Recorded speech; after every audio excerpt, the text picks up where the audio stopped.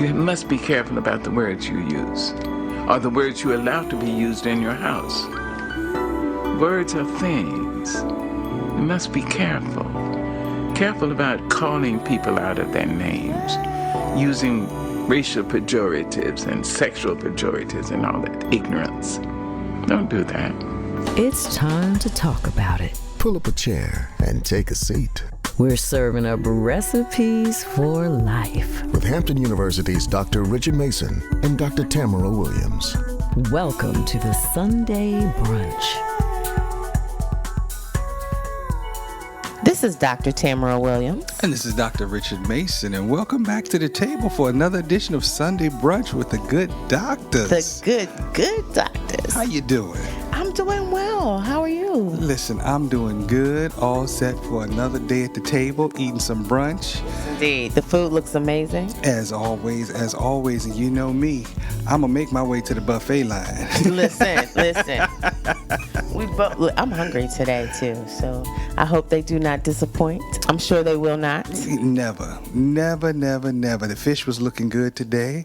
Even saw some shrimp and grits. Oh, my goodness. With the little gumbo Creole seasoning and all of that stuff that they have on there. You stirring my grits, that's for sure. Listen. Ain't God good?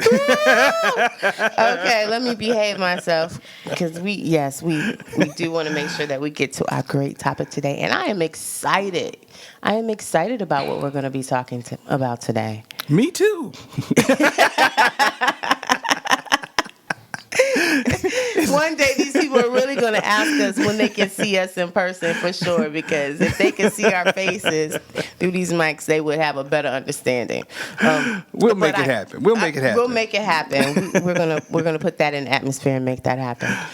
But surely, what we're talking about today is something that is happening to everybody around us. Mm-hmm. People don't really get comfortable about talking about life changes. Sometimes things happen in life. You have to make some shifts and some adjustments. Mm-hmm. You know how they say how pilots make like over 1,000 adjustments in the air. Mm-hmm. And we, as we're flying, we just don't know the adjustments that they're making because it would scare us half to death if we had all that information. Mm-hmm. But all we're concerned about is that we just land safely, right? And so, but as we age, as we get older, sometimes the things that we started off doing are not the things that we end up doing, and we have to be prepared to transition into new roles and into new things. And so that's kind of like the conversation that we're having today. Oh, awesome!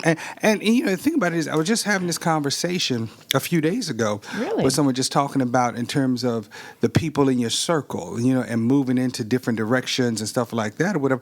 Everybody can't go. Say that one more time. Everybody can't go. There's no buddy passes. You're going to have to get your own ticket. Exactly.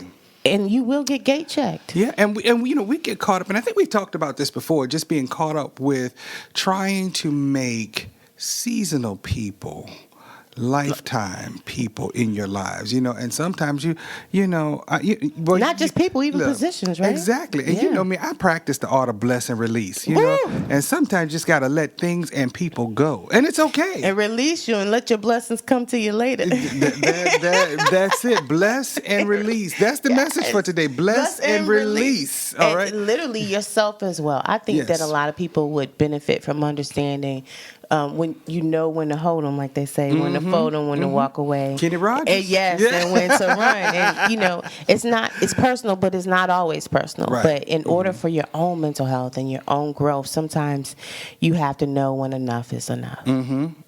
Exactly. Enough. And then also, it's not always enough is enough. It's about today's conversation is not just that, but also being aware of the opportunities that are around you and surround you. Mm-hmm. So a lot of us are afraid to make changes because we are uncomfortable with the options around us. Mm-hmm. But there's no growth in the comfort zone, right? So you got to get a little uncomfortable, and you're going to have to jump and leap sometimes with those options, and they could be the best thing that ever happened to you. Not where you thought you were going to go that day when you woke up that morning, but when the opportunity presented itself, you understand that opportunities don't go away. They go to somebody else. There you go. Exactly. And it's just about being willing, as they say, to be able to take that first step without seeing the staircase. And when you stay ready, you don't have to get ready. Right? All right. So people see those who are ready. Right. And they present them with opportunities. So I just, putting that in the atmosphere that today's conversation is about, sometimes life pushes you in certain directions and sometimes life affords you different opportunities. And it's up to us to figure out which one is which, and we're going to talk about it. Exactly. But my plate is right here. And, I always have my plate in my hand, Yes. so I don't have to get ready to go to the buffet. So I'm heading on over to the buffet line. I'll let you just continue for the next few minutes. Just a moment. I want to introduce today's guest. I'm so excited to see. I can't even talk. I'm so excited to invite her to the table so we can get this good meal from her as well. Welcome to the table, Dr. Daria.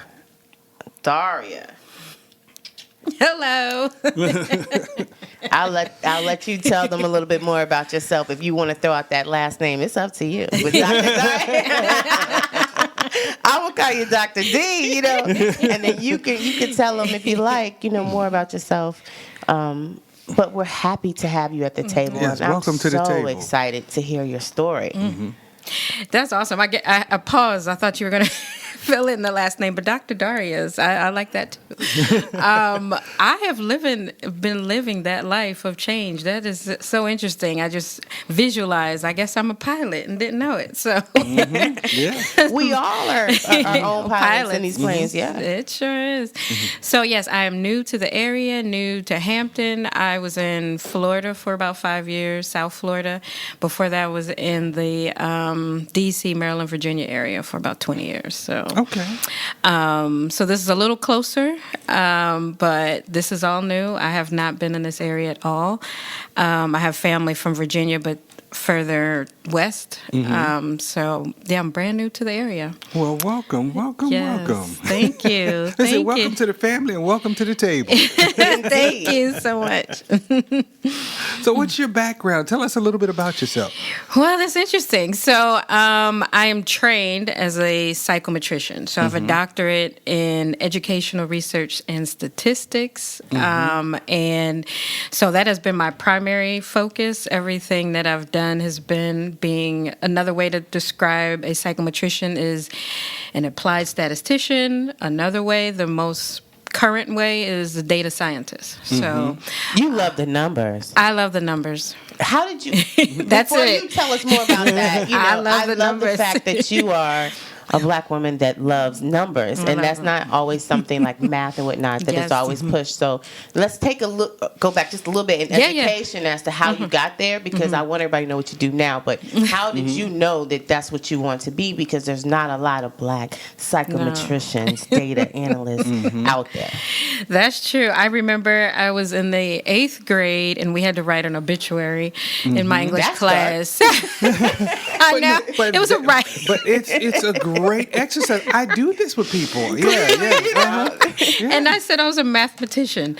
So I'm not sure where that seed was planted, but I knew I was going to be a mathematician. Yes. And when I applied to and got into Tuskegee, everyone around me said, and this was, I'm aging myself, but this was, the 80s. So they're like, you should go into psychology so that you can help people. And I said, I don't want to help anybody. I want to be a mathematician. Of course, my life has shown everything I've done has been about helping and supporting people. You can do both. You can I didn't know that. love math. Right. Oh, we're not taught we can do more than one thing, right? So I was like, I thought that's what I was supposed to do. So I went into psychology, got a degree in psychology, and went to grad school looking at human development. And I took a class in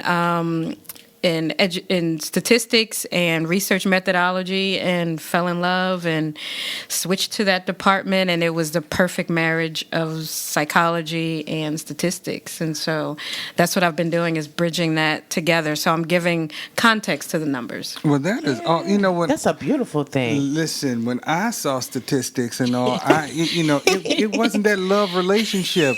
I looked up a tutor. Yes. Listen, Listen, people need to know their gifts, and they need to know also what's around them in their circles. And just because it's not somebody else's gift, I like that it didn't deter you from accepting that as your thing. Right. Because a lot of people around you are like, math is not my thing. I'm quite sure they even so much wanted you to have a different major because they're like, no, we don't do math. Right. But we do. Right. And when the opportunity came that actually brought that together, it was like, of course I'm supposed to do that. Because this is what I wanted. So it allowed me to do that. And I hear it all the time. I mean, people have come up to me and like, I didn't get a master's degree because of statistics, or I hate statistics. You know how many ABDs are out there? ABDs. Tutor. You heard the word. The right one. Tutor. Yes. So I can't help everybody, but hopefully. That's not anybody's responsibility. Right. That's a great task to take on. To think that you could help and save anybody. I only know one savior, but that's not today's conversation. But our job is to be good human people and to do our best to help those, as many as we can. Yes. So I know you have helped some people with numbers. You've helped some people change that dialogue within themselves. I have. I've seen it. Last year I ended up teaching at a high school, statistics, and so many of the students, at the end of the school year were like, I hated math my entire life. This is the first class I look forward to.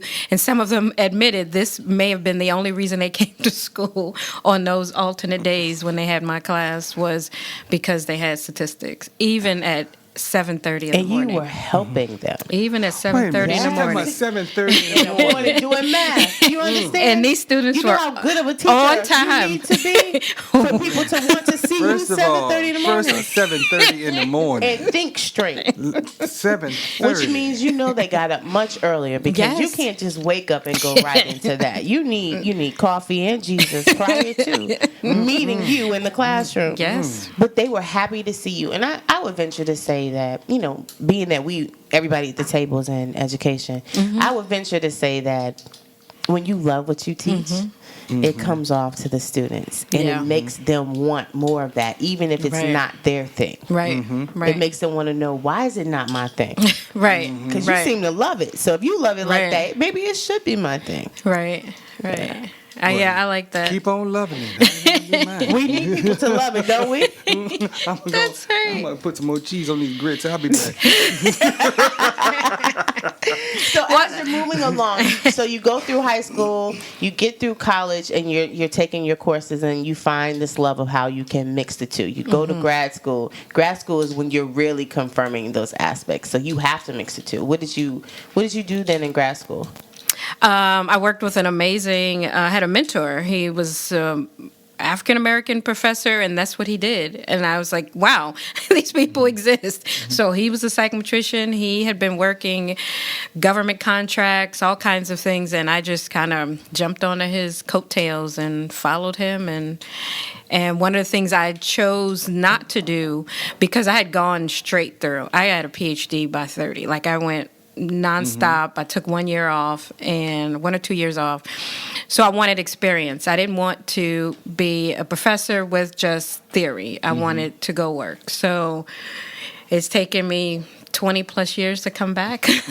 So I've spent all of that time in different environments. And my plan, he wanted me to go straight into academe, but I chose not to. I wanted to work and get life experience and all those good things, and I was able to do that. Life? I did. Did life experience you? Hugged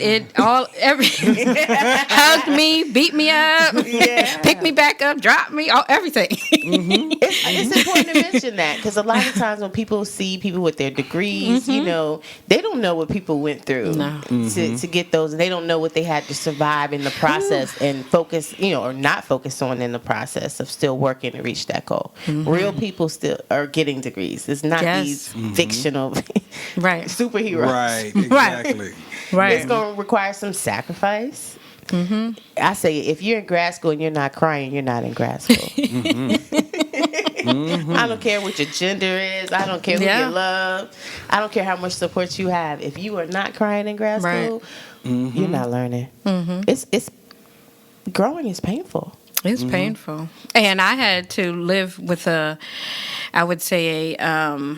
forgot what it's called. I'm sure you know the name. Two different worlds, because I was a first generation college attending and graduate. So in grad school, so I went to Tuskegee, HBCU, woo woo, and then grad school was a PWI, and now not only a PWI but grad school PWI, which to me is a whole different level of things you have to navigate. And there was no one to help me. No one in your family had ever. Nobody. So it wasn't people like, yes, you can do this necessarily because they didn't even know what it is that you were doing. No. No, I found out or realized after I finished my master's that going for coffee meant networking. I said, I don't drink coffee, have fun. And then they said we were going out for beers, and I said, I don't drink beer, go have fun. And I didn't realize that was networking. And I missed all the homework support, all the project support. The faculty were there. They were by first name at coffee and beer. And I missed out because there was no one to describe what networking looked like in that environment. Well, that's a whole conversation but I'll right tell there. you, that's very different in terms of attending a PWI, you know, because I had a similar experience, and I was shocked to be on first name basis with professors. Yes. And that made me uncomfortable. Oh, absolutely. Very. Coming from the South, that made me very uncomfortable. And then when they tried to shorten my name and change it from Tamara to Tammy, I said, I don't know her. Who is this Tammy chick? Never met her. And bless her heart. You know? Right. To make you fit into that world. Yes. It's different. Yeah. I never had coffee. I knew of my ancestors that drank coffee. Right. This kind of mixture of Folgers that they would do, you know, but I never knew like you but I heard because I watched and I saw people around this coffee station. I started to understand that that's when all these things were going on. That's when I started drinking coffee. So I can relate to that. No, my grandmother had us drinking coffee at 5. We were 5 years You old. were fired up. 5 years old. Fired up at 5. You came ready. See, that's where all that energy came from. She said, "You gonna need this, boy. Right. You gonna need this, son, in your You life. need it. Let me get you started right now." She did. And bless her heart. Bless her heart. Lord have mercy. Pouring into you. Yes. Literally. Yes, Literally. yes. Wow. So that adjustment. Yes. Thank you for sharing that part of being the first in your family, because that is very. It's frightening for some people, but sometimes it's necessary. Somebody got to be the first. Somebody has to be the first. Somebody got to be the first. Yeah, it was scary. I did not understand. And that's just one example. There were many, but the fact that I missed out on those opportunities. So You went it alone. I went it alone. I did it alone. Okay.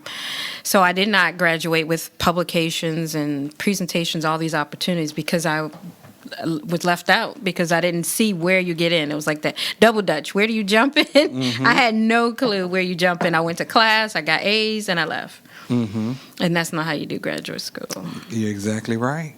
That's how you do high school. That's how you do high school. Yeah, there's a difference.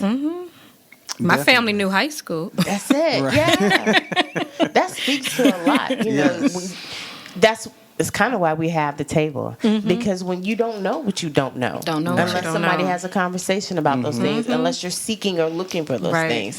So you knew you wanted to work with numbers. You were trying to figure out how far numbers could take you, but there were still elements that you just did not know and you weren't privy to. Right.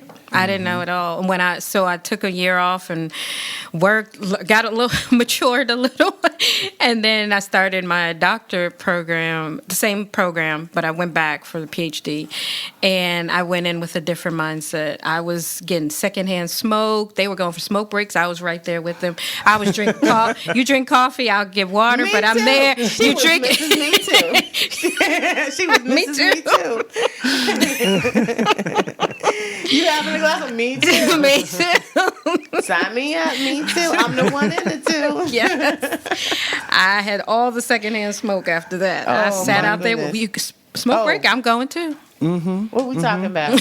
Right. But that's the important piece, though. It's about being in the room, Right. And unfortunately, when we come from families that you are the first generation, you have to put yourself in environments at least to be at the table. Yes. You may not like what's on the menu. Absolutely. And you don't have to necessarily eat it. Exactly. But it's important that at least you're there to be able to identify the menu at some point.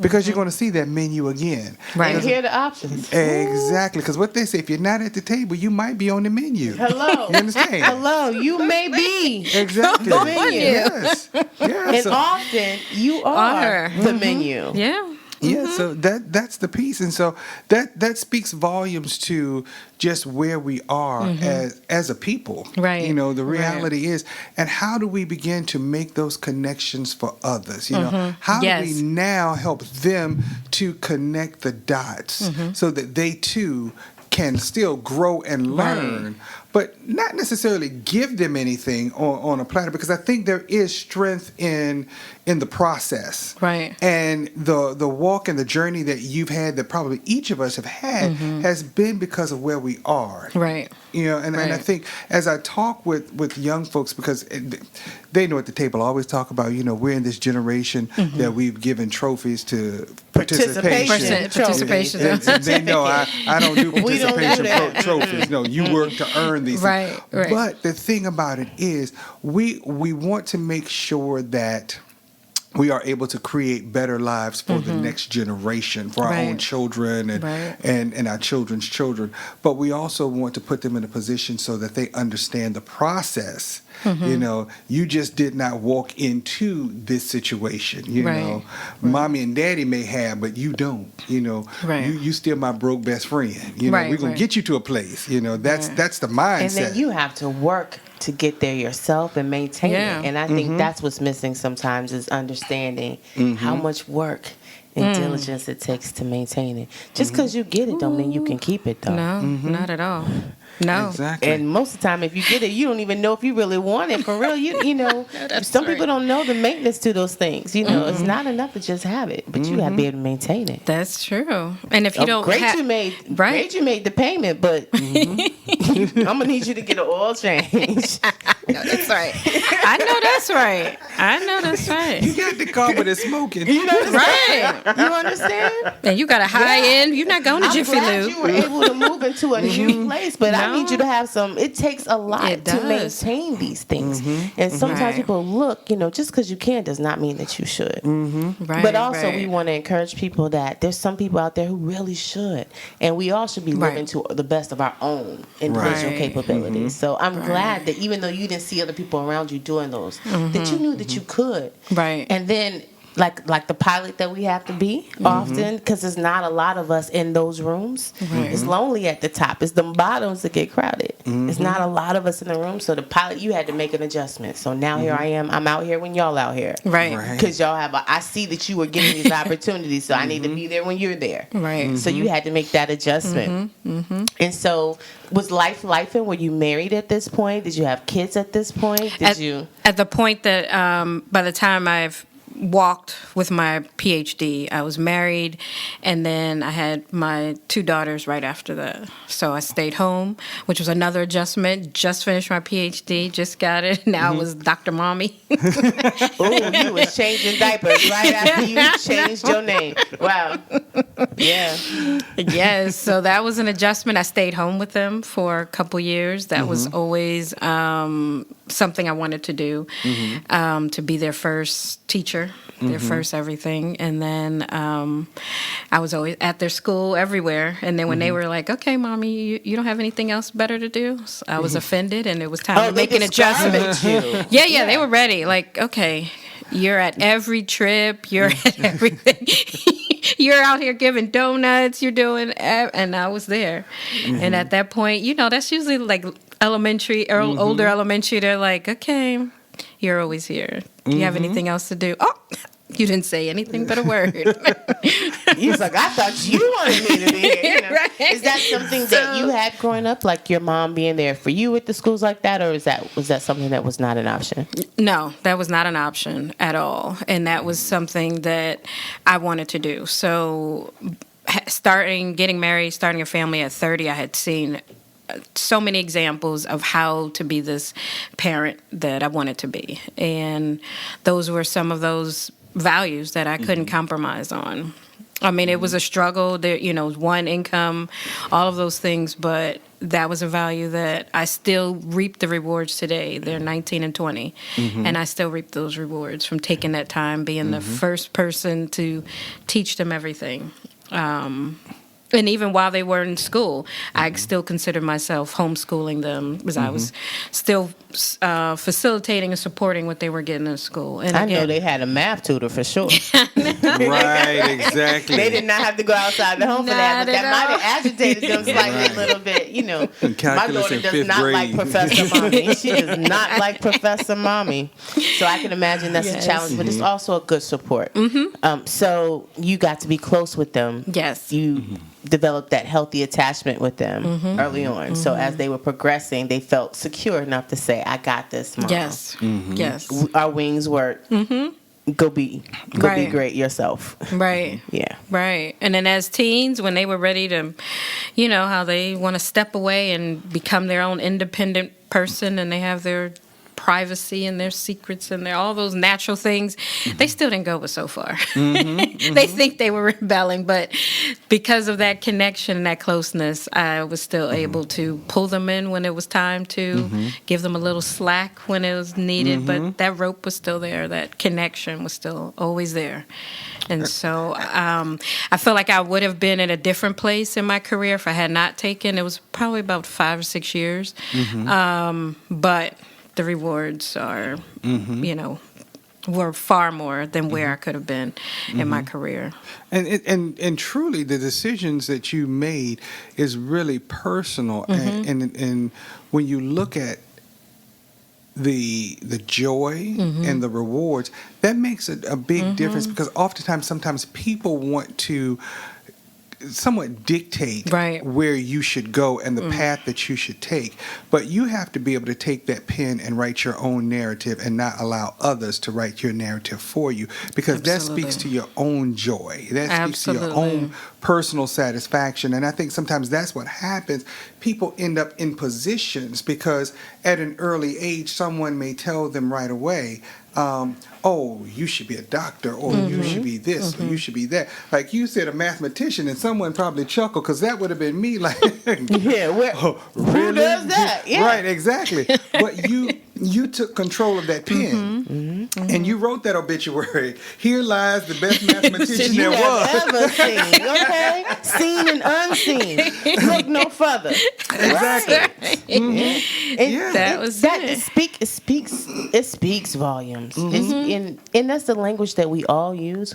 Just more people are not aware that what they're saying to themselves and how that actually manifests in your life. I'm broke. Oh, you sure are. Right. I'm lonely. Whatever it is that you're saying to yourself, those things, you look for those things. And so the fact that, I get the point of the assignment. I said it was dark and this. I'm like, whoa, we went to obituary. We dying, in the 8th grade. Most kids have a hard time seeing death at that age because they're so far removed. So they think far removed from it. But Right. I think that was so powerful that you knew that day that you could be that. There's many kids who say, I'm going to be an astronaut, I'm going to be a pilot. And there's certain, or I'm going to be a doctor, and certain jobs that people pour into. But it's nice when you know what your own gift is. Like, I feel good when I have solved this solution. And I know other people over here are struggling, but I understand it. I get it. And that's great. But you made life choices early, and that's a good thing. But also changes, because even moving here, tell us how you've been able to manage some of the changes that have happened in your life. Woo-hoo. So I think stepping away with this new PhD to, with my children, and made it not as, I guess, impossible or crazy that later I ended up stepping away again from when my mother was sick. And so I helped my sister and I helped my mother full time. This was 2 years. Yeah, 2 years ago, I stepped away. We took care of her.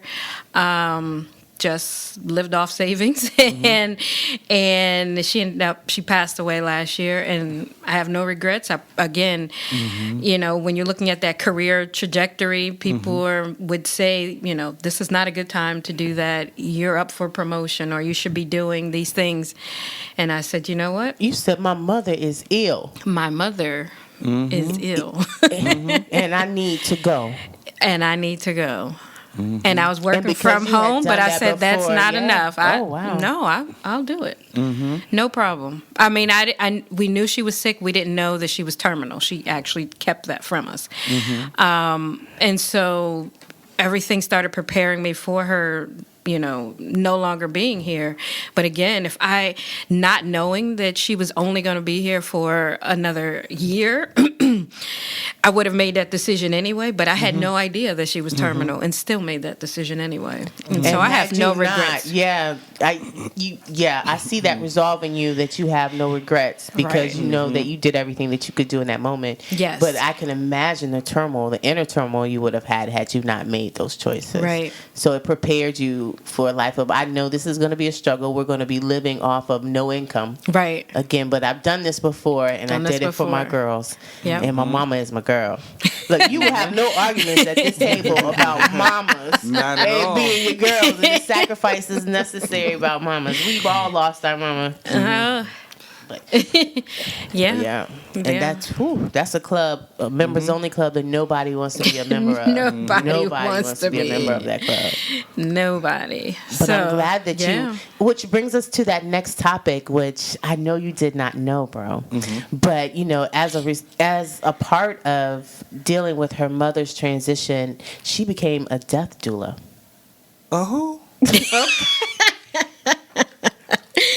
And this was before she passed away, and I would say, you know, just spirit moved, just opened the opportunity, and I thought this is interesting. What is a death doula? See, we've had a doula on our show before, but we have never had a death. Well, one doula. brings you in, ushers you in, and the other one ushers you out.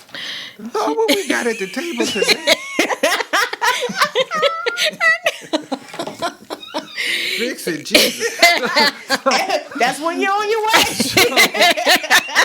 Absolutely. So would this be sort of like a hospice worker? Yes. Okay, so you could be there at the beginning, middle, or the end.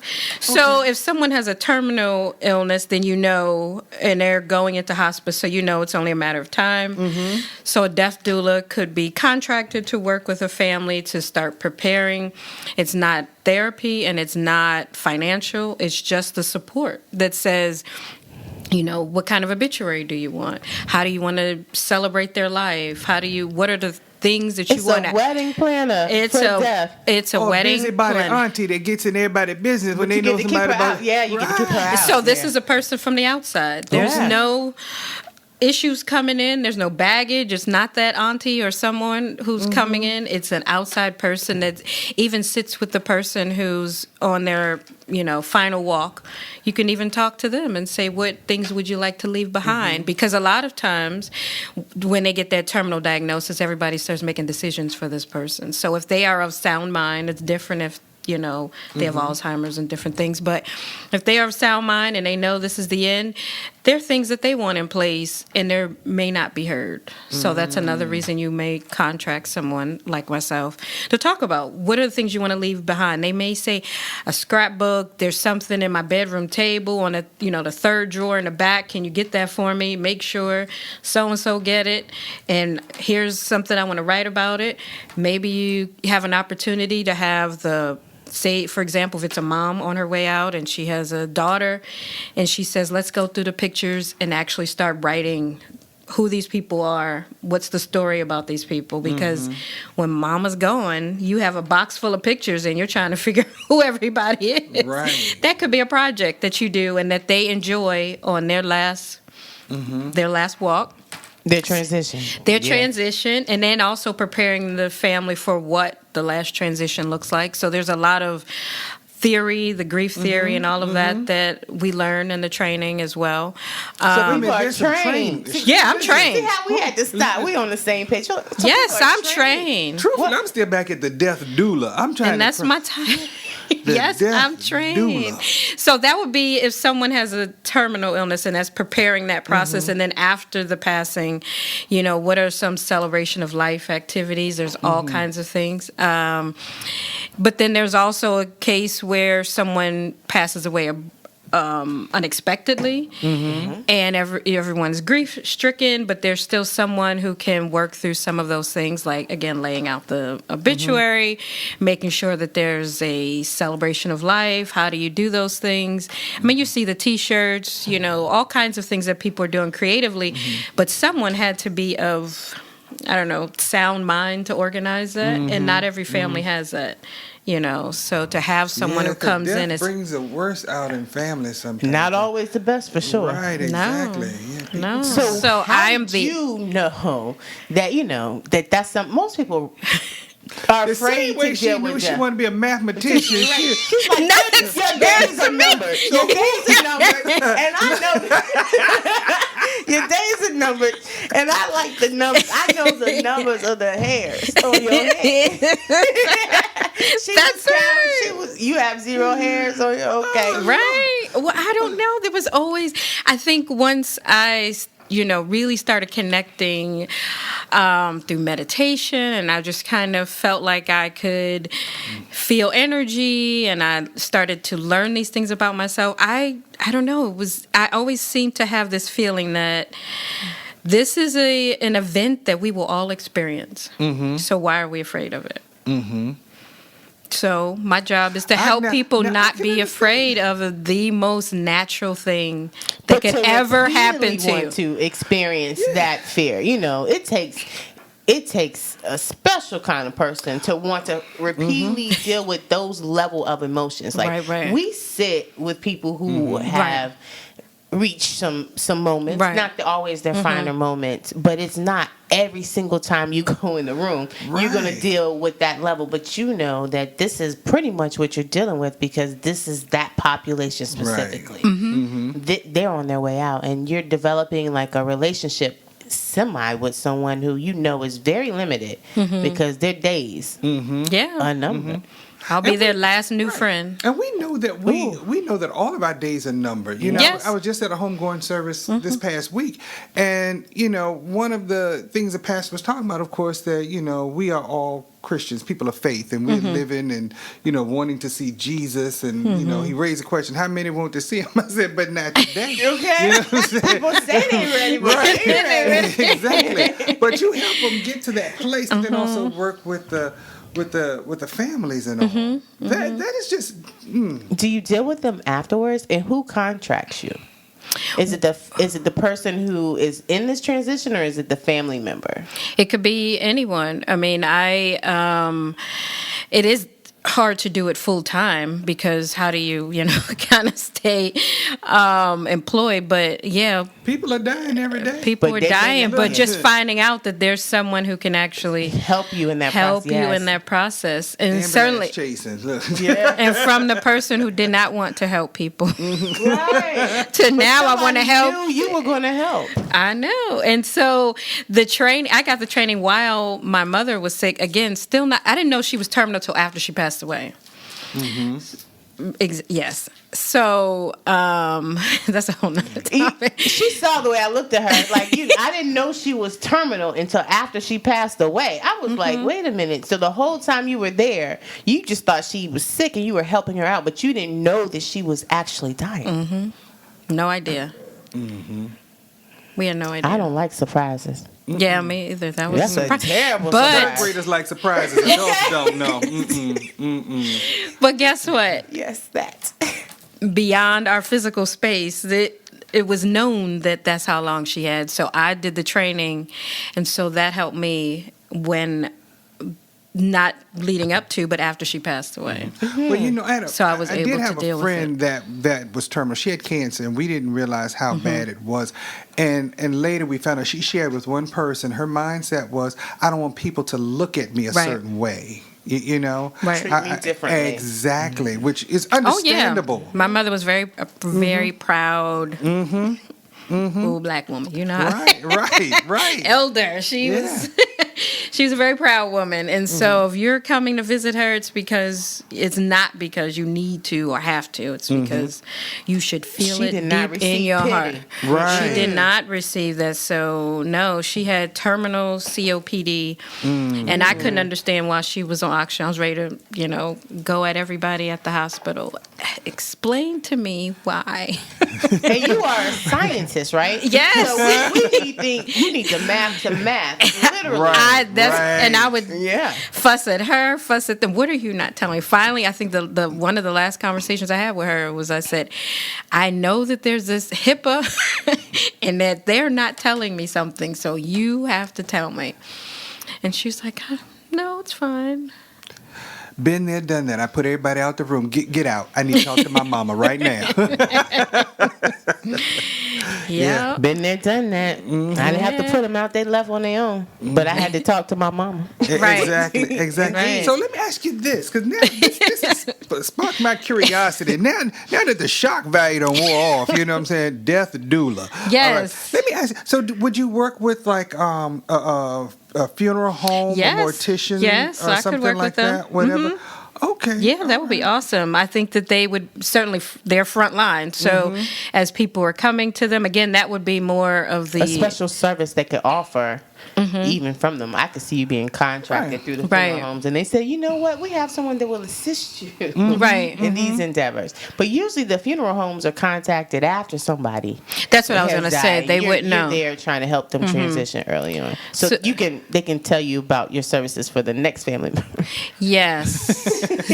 So then you have the relationship. The mortician walking around and looking at her and saying, well, how's Sister Sarah doing? like you over there out there. Right. That tree leaning mighty hard over there, we Sister got Sarah. somebody for you. We got somebody for you. And then you would then Right. actually bring their business to that funeral home. Like, right. oh, I got a funeral home for you. That's But right. I remember we had Frank Walton with us before. Yes, we did. For Walton Funeral Home service. Oh, okay. I guess it was Walton Funeral Home. Yeah, but One of our first shows. Yeah, but he was here a while Oh, back, and I remember him talking about just planning, and most people don't take time to pre-plan this type of situation, and so that would be something that like I said, and that's what made me think in terms of working with the funeral home, because I know that they tend to do pre-planning services, Right. because when my grandmother passed, she had it all mapped out, when it came down to Who was going to be singing and everything. Right. I'm sure. when Yes. she gets to that part, but when I'm talking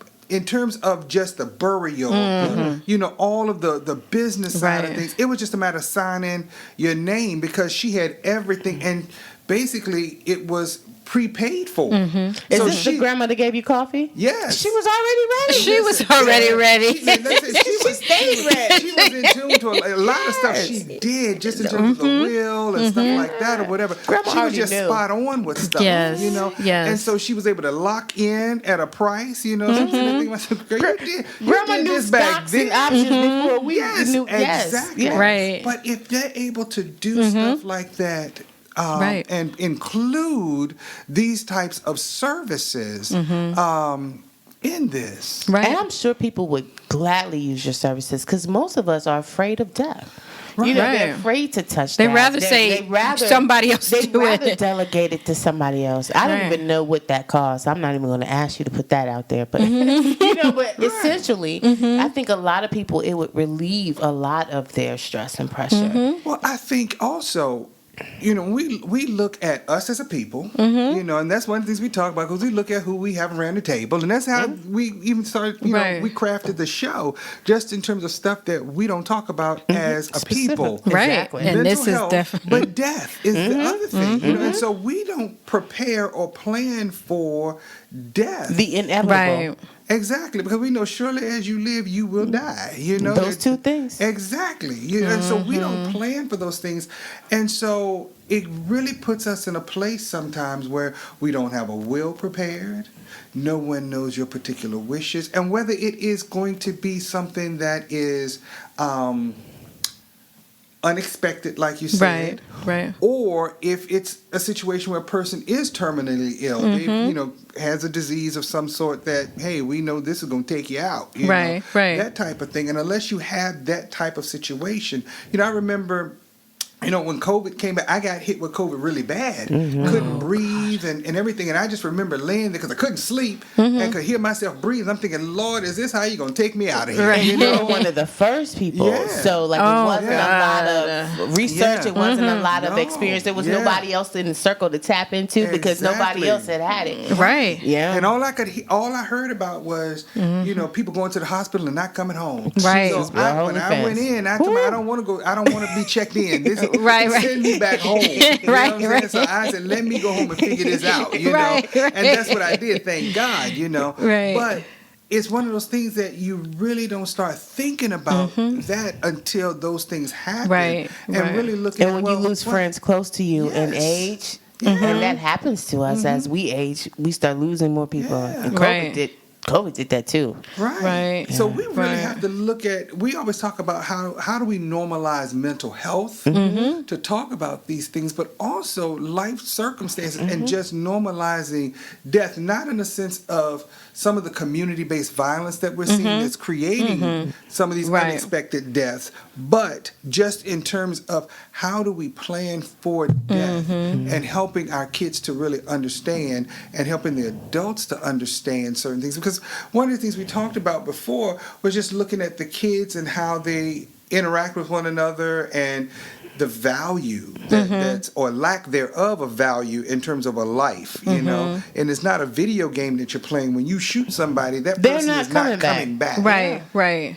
So how do we deal with that? And so when I look at this whole doula thing, my brain is really racing here, you know what I'm saying? I love it. My brain is really racing as I think through some of this stuff, I tell people, I like to eat and all, but I really do think about stuff, and so I'm processing this in my head, I'm not just sitting here eating on this cornbread. I'm sitting here really processing. Yes, indeed. And we bring these topics to the table on purpose. And also the fact that, everybody at the table didn't know you were a deaf doula, and I didn't understand all the ins and outs of it, but that's the other part of having conversations at the table, because you get to know more, you get to know better, and when we know better, we can do better. At least having options, it frees us. That's the part of education. They say put it in a book if they don't want us to know about it, but we have to know that it's out there. There's other options for us, that we don't have to struggle in silence. We don't have to continue to feel isolated in our situations, that there's other people who were born to do things that we don't want to do. And you don't have to do things that you don't want to do when there's other people who love to do those things. Let me tell you, that is not my ministry. Do not call me to sit in the room with all your people. Exactly. So tell me, give us an example of, like a family you've worked with or a person that you've worked with, just to give the audience an idea of what is, because I'm probably sure they're probably sitting there looking at the radio like, I was deaf doula, This is the first time I've heard of them. Deaf doula. So tell us what is it? Well, I am actually just getting started at this point. I've helped myself. So I can tell you the process of supporting myself and my family through that process was when I first got the call. And I wanted to run out the door, jump in the car, drive up to the hospital. They were saying, come now, this is it. And I remembered my training, which was I need to eat, I need to take a shower, I need to put clothes on, because it's going to be a long night. People don't do that. You have people who are passed out, sick. The next thing you know, they need their own hospital room because there's no self-care. That's a whole word. And that was the first thing that I immediately, I was sitting in the car with pajamas and a bonnet. And I said, I was going to drive. And I said, no, we have time. We have time because it's going to be a long night. And so I needed to prepare. I needed to make sure I was in a good physical and emotional space. Well, not emotional, but at least do those things so that I can handle the situation. After that was really that process of making decisions that, we're going to do something right away. We end up doing a memorial that gives time to think, plan, process, put a lot of things in place. The idea that doesn't have to be immediate. And I think those were some of the important things. That somehow you feel like it needs to be immediate. And I think that when you were both speaking about death in our community, if we're so used to being in survival mode, it's hard to plan. And when something hits you, you want to deal with it immediately so you can move on and get back to wherever you were. What your original homeostasis was. Exactly. That's And new normal, it won't be normal anymore. right. Yeah. Right. And so death is one of those things, and you feel like, okay, we got 3, 4, unless you have a specific practice that calls for the first couple days, you actually do have time. This is not 100 years ago where there were issues with how long a body can stay and all those details. I don't mean to go into too much, but you have time, and people feel rushed. And there's so many options. And How those long are have you seen somebody as far as time? You say you don't want to do details, but what's a rough estimate you've seen the longest of somebody wait so that they have an idea of what they could potentially do to process? you could, again, if you're not in those phases, but you can do 1 or 2 weeks. You can do 2 weeks. They're fine. No issues. Some places may charge you, some funeral homes. And so that, I think some of that anxiety allows for you to make rash decisions, and you're thinking about how this person they represent in your family. So you may want the most extravagant, the horse-drawn carriage, let's do a GoFundMe because we want the best and the most expensive. And that would be counter to their wishes. Do we want to honor their wishes? Do they want something simple? Would they have wanted? So it's those sorts of things, giving you time to not make rash decisions because you have time. And a memorial, a lot of people moving towards cremation, so that gives you even more time. You can do it on their birthday, or you can do it on another meaningful time that you do a memorial, again, where you have time to plan, and you can make quilts and put articles of clothing that they wore. You could have things on display. And I think that's the best way, because this person was important. If you're talking about their death and you want to plan something, that means that person was important. So don't make it this so extravagant and it's breaking the bank and now no one can function financially afterwards. Because again, this is something that we will have to do, not just ourselves, someone doing it for us, but so many family members. You break the bank on grandma, then there's grandpa, then there's uncle, then there's... Right. So you get to the point where you hate to see it coming. Oh, I hope nobody else passed away. And now everybody got to get expensive flights because you got 3 days to get a flight, Right. All of these things that's not honoring of the person. So I think the most important component of being a death doula is honoring the person, making sure everything lines up with honoring the life that they led. And the other thing, like I said, once again, we just buried a friend of ours, and one of the things we were talking about, just in terms of the whole mindset of a homegoing service, and it really is a time to connect families and bringing people together. And I remember when my mom passed away, we didn't do the burial traditionally. Most folks tend to have the service, they go to the cemetery, and then they come back for the repast. Right. But because we were all coming in town, we went straight from the service to the repast because it gave us a chance to see people that I hadn't seen since I was a little kid, and it was so healing for me to see these folks reminiscing stories, talking about my mother, talking about my father, and everything or whatever. And we did the burial on Monday, because the service was Saturday. We did the burial on Monday, and all, and so we were just processing that piece because, of course, you take the time to typically get everybody in the car, drive all the way to the cemetery. Then you got to, you spend about 15 minutes out there at the cemetery. Then you got to drive all the way back. And blocking traffic. Exactly. So it's a lot. So having a death doula, I think, is certainly, a good part of this process to help with the planning piece. So I'm just floored, Listen, and there is so much more to Dr. D. We haven't even really tapped it, right? We have only scratched the surface. We got stuck at that doula. Yes, we're going to have her come back so that she can, just tell people even more about how that came about. Not just the doula part, but what comes after the doula part. Because that's not just what you do now. You do so many other things now. And that people need to know they have the ability to make those type of changes. Yes. And it's not based on you being a young person make those changes. People even after 40 can decide that they want to do something different. We're going to have to bring it back to the table. Yes, we are. Yes, we are. But I tell you, it's been a wonderful day at the table. I've had a great conversation here, and look, the food has been good as always. That's what I always say. But thank you all for joining us once again right here at the table. I am Dr. Richard Mason. I am Dr. Tamara Williams. And we are right here on WHOV Smooth 88.1 FM. The essence of HU. Keep your fork.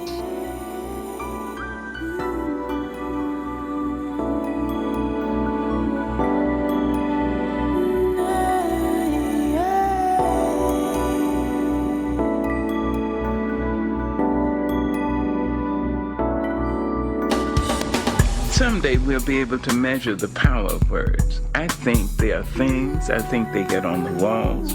They get in your wallpaper. They get in your rugs, in your upholstery, in your clothes, and finally into you. Thank you for joining us at the table. Tune in next Sunday at 1 p.m. for more delicious topical recipes for life on the Sunday Brunch. On Smooth 88.1 WHOV.